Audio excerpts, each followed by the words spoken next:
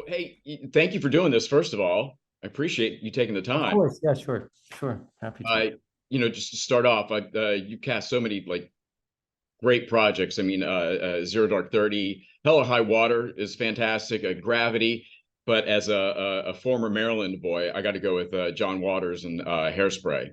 Absolutely. That was a really fun one to cast. We Yeah. went to Baltimore to do casting there, and it was really a good thing to do. Yeah. Oh, nice. Yep. I think I was there. I don't know where the heck I was. I wonder what I was doing back then. We had an open call, but it was for Tracy and Seaweed. So like you wouldn't have been right for either part. I'm not right for Tracy. Yeah. No, no. So congrats on the show. I mean, I saw that it killed in like its first month of streaming. I know people are really liking it.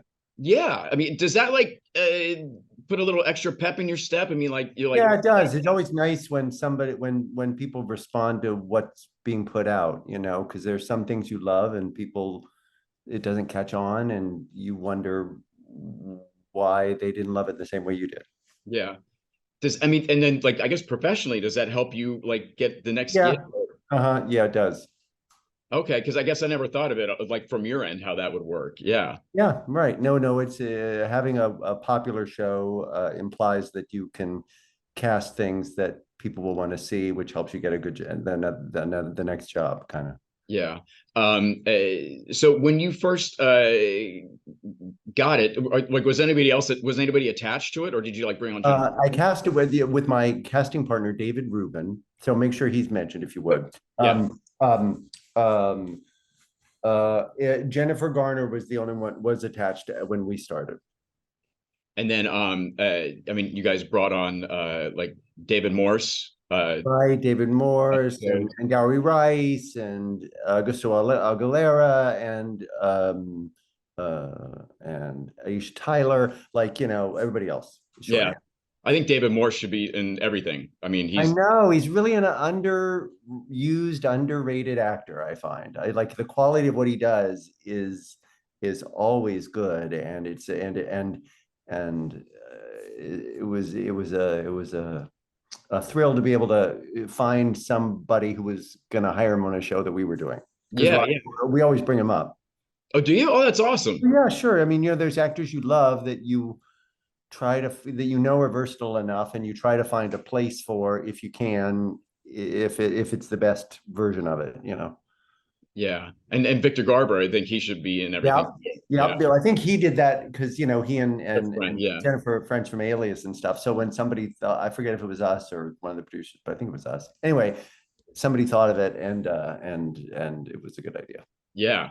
So what was the hardest role you guys had to cast for the show? That's a good question. I don't know. I mean, they all no. What there wasn't one role that was extraordinarily painful to do. Like each one was a process, and almost all of them took some time, and almost all of them, the group of filmmakers was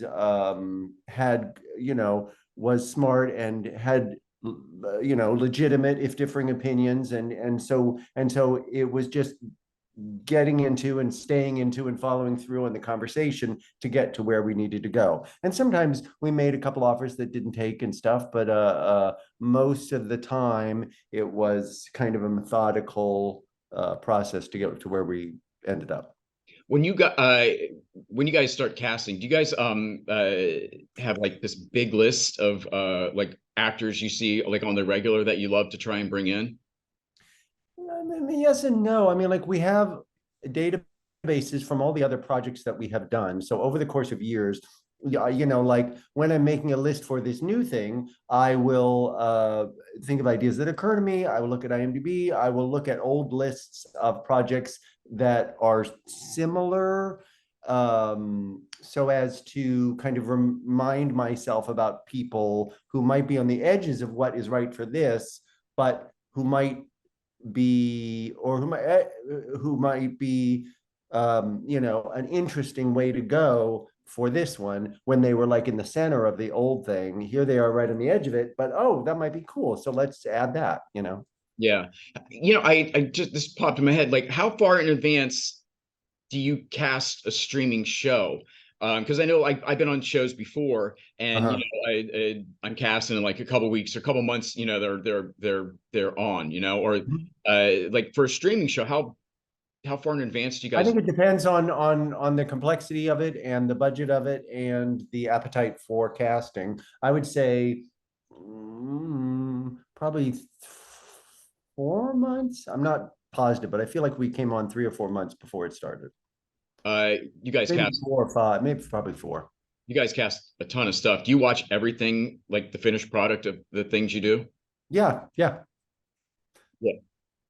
Are you like are you like when you watch the actors that you brought in, are you like happy when they've nailed like particular Yes. things?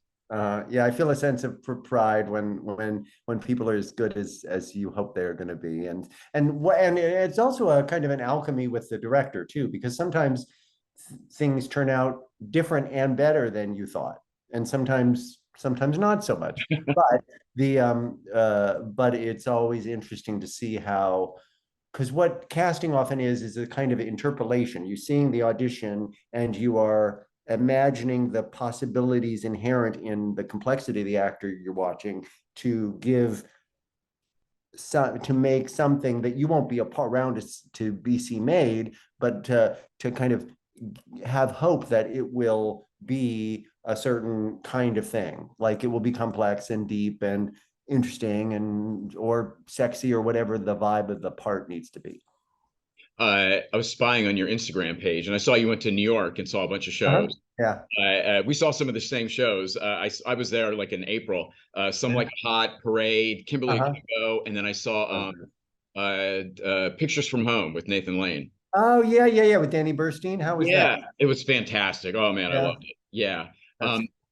Since you're a big fan of theater, do you try to bring in theater actors? Oh yeah, yeah, yeah. Theater actors are uniquely skilled in that they are in charge of their own performance from beginning to end on the stage. So not all the time, and there's different things that are important about a movie performance versus a theater performance. But theater actors are required to be self-possessed about what they're doing, and it they are able to, as a group, be generally more nimble and or more skilled, for lack of a better word. Yeah. What was your favorite show that you saw while you're out there? Maybe Kimberly Akimbo. I thought Sign in Sidney Brustein's Window was a really interesting play. I didn't know the play at all. Mhm. Um, um, I thought Parade was really well done. That Michaela Diamond person was fantastic. Um, and it's good. It's an interesting thing being in casting, because like I kind of so as long as I'm seeing interesting actors, that is achieves the objective. Right. I love a just a big old fashioned dumb musical, and Some Like It Yep, Hot just like yep, checked every single box, man. yep, yep. It's a real crowd pleaser. It People love is, it. isn't it? And Christian Borle is such a theater performer. I mean, he kind of lights up on that. It's like watching Ray Bolger or something. He was fantastic, man. Yeah. Yeah, every time And you boom. I'm not pronouncing their name right. G. Harrison Gee. Yeah, something like that. Yeah. Get it right for your when you type it up. Uh, Yeah, he was great too. Um, you know, there used to be a quote like "You got to win the room. You got to win the room." mhm. Audition wise, when you go in. So how can you win the room now with self tapes? By I am winning what I'm doing for you now. You can love it, you can not like it, but here is what I have, and I. It's not that you don't care, but I win by giving you the clearest version of what I think this part should be, and you can take it or you can leave it, but you'd be a fool to leave it. Is kind of is a way that you can win without being in the room to work your mojo on a person in a room. So if somebody sends you self-tape, they're completely like misread what the character is, but they're great. Do you ever like Yeah. Yeah, say, totally. hey, you do Yeah, this? yeah, right. Like it depends. Like, yes, if they're right, very right for the part, but they have a wrong interpretation, we'll call the agent and say, could we ask to speak to them to do it again with these notes and stuff like that and see how they take it. Uh, Because it serves no one if I reject everybody. I need to find somebody great, and somebody who's really interesting is likely to still be interesting. Uh, and if they can get on our vibe, or if they show to us that they have flexibility in what they're doing, then that's an interesting actor, which is kind of a rare thing, I would say, because often actors are chasing what they think we want, and rather than calmly, self-possessedly delivering an artistic interpretation of what they want to show us. And when you take the lead, that's when we follow you. If you are chasing us, we feel that, and we judge that. oh, In nice. effect. Yeah. Yeah, yeah. I've always said, like, it looked like the power is in Hollywood. It's in actors, or excuse me, it's in casting directors and producers and studios and da da da da. I have a theory that people around the world are willing to pay good money to be moved along with watching an actor interpret something. And so the power is always in the actor. It's very hard to see that, and it's easy to give up that power. But the actors who are willing to take on the responsibility and the possibilities inherent in holding on to that power are ones that tend to do better than those who don't. Oh, I love that. Yeah. Mm. That's what I found, and it's easy for me to say because it really hurts to want something badly and really go for it and not get it, and to be vulnerable and then get your feelings hurt. That's hard on the heart, and I think a lot of actors develop a defense against that, and that defense acts as kind of a scar tissue on what they're willing to show us, Hmm. and it inhibits their ability to be completely available for the next audition opportunity. With the possible like redirect, do you suggest getting in that self-tape as soon as possible so that redirect can happen? Or like if I send it, like if it's due tomorrow at noon and I send it at 11:58, does that sort of dampen the No, possibilities? No? no, as long as you've, for me, I would say I maybe other offices operate differently, but as long as you get it in by the deadline, you're doing what I asked you to do, and then it's on you. I would say send it when you feel ready to send it, if it's within our deadline. If you don't like what you did in the morning, do it again in the afternoon. Or if you think you've done it and it's time to let it go, then just let it go. You used to be an actor. Mm-hmm. Yeah. Yeah. Like in What I theater? do, I went to college, then I went to RADA, Royal Academy of Dramatic Art in London, and then Nice. I tried to stay in England and couldn't get a work permit, so I came back to America, and then I worked in theater for about 7 years, mostly regional theater, mostly classical theater. I worked at the Guthrie and then the Roundabout and the Public in small little parts. And I loved acting, but I didn't audition well. And so a job in casting came along, and despite what I thought when I was 24, this is a better fit because I can be really close to the creative moment, but it's not my ass on the line. So I don't have to be self-conscious, and I don't have to be vulnerable and still lose, and all the things that are hard about being an actor. I feel uh going in for somebody, a casting director who used to be an actor, it, Uh-huh. you can sort of feel that sort of tenderness or something from the other Yes, side. You know what yes, I yes, mean? totally. And I love how I can kind of into a direction to give the actor that kind of gets underneath what that supports, gets underneath what they're doing and lifts it up. So so it becomes something better efficiently, like one of the directions I often give when I was in the room was like, oh, that was a very good, that was the audition version of what we're doing here of the scene. Now, why don't let's do the documentary version of what we're doing. And what I meant by that was the desire to get a job is, and doing the objectives in the scene, doing the beats of the scene, so to get the job isn't what the character's doing. And that serves as a kind of static as you watch it. Other people describe it as the hunger that people shy away from.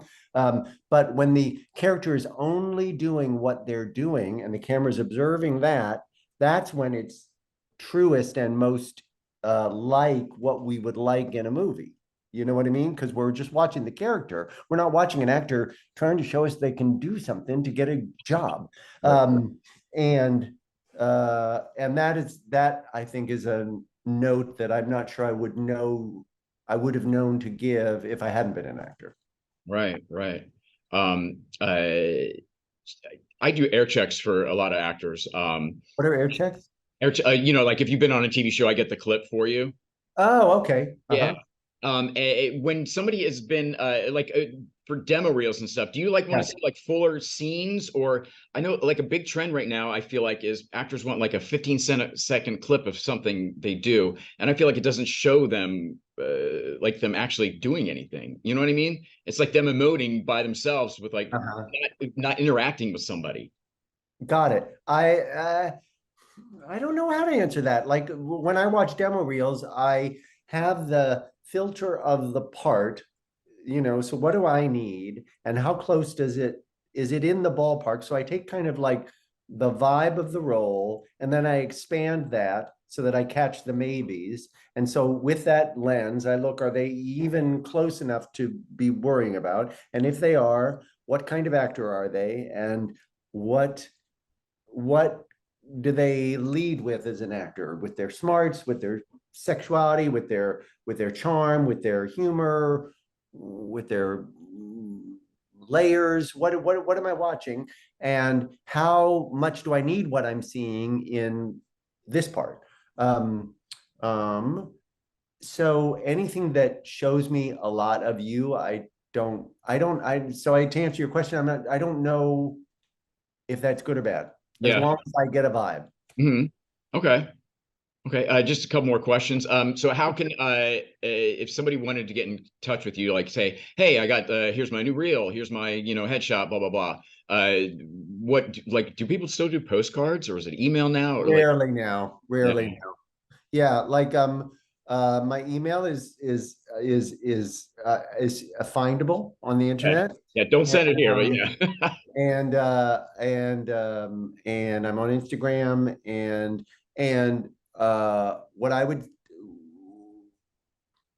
there is outreach that you can and should do, but I would spend most of the time that people often do in networking. I would say go do something that moves you and is awesome, and keep doing that, and set up your life so that you can, so that you can just go make shit. Then and one of us will find you eventually. We will, because that's the whole job. So like there's people who I now bring in for stuff that I saw on their Instagram feed too, or they were in an improv group with other people who weren't famous too, but I got invited. It's just like, do good work. Try to keep the focus on doing awesome work instead of networking awesomely, because it feels more roundabout, because networking means they'll see me. But you need to have something amazing, preferably you have something amazing for us to see when we turn our head to you. Right. That's a good point. Yeah. And then finally, the question I'd love to ask at the end: what is like the craziest thing that's ever happened to you in an audition room? I don't know.